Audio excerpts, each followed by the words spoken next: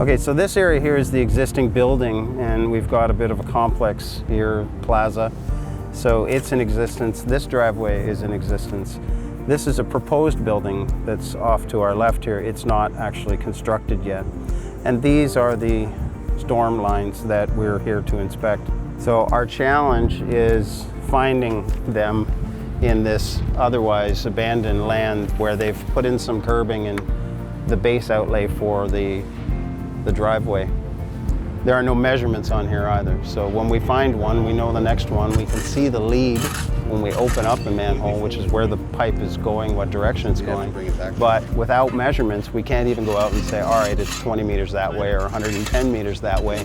And we can use our measuring wheel and wheel out and see where it might be. So we're really at a loss here to try and find this. And because there's such a layer of construction base material that they've put down here, we believe it's buried quite a ways. A number of these are. So we're working through them. We found a lot of them, but we're still missing about 3.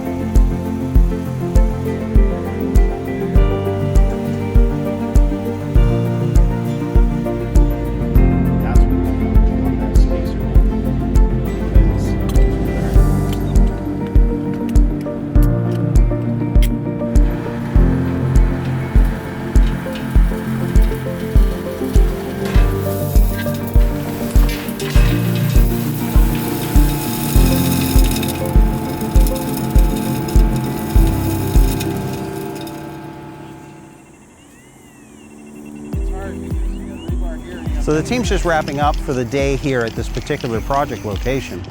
And they spent most of the day working on the storm sewer systems, not the sanitary systems, and learned a bunch of things that weren't on the original plans.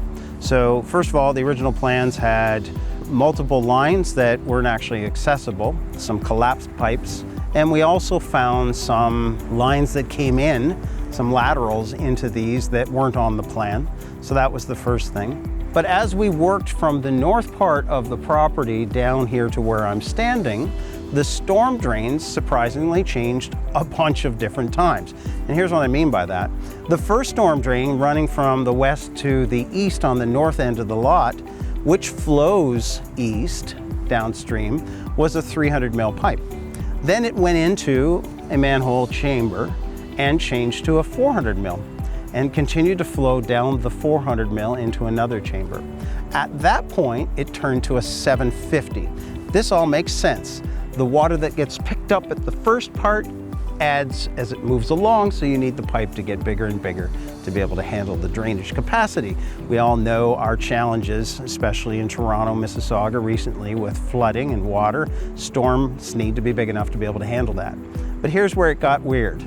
This particular manhole behind me, it has another inlet into it, and it went from 300 to a 400 to a 750, getting bigger, comes into this manhole and exits as a 100.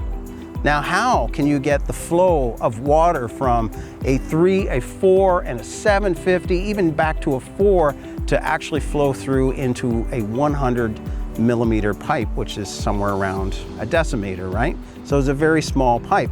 So that's a particular challenge, and that's the type of information that this customer is looking for. They need to know their drainage issues, their drainage challenges, and what capacity they'll need for that project.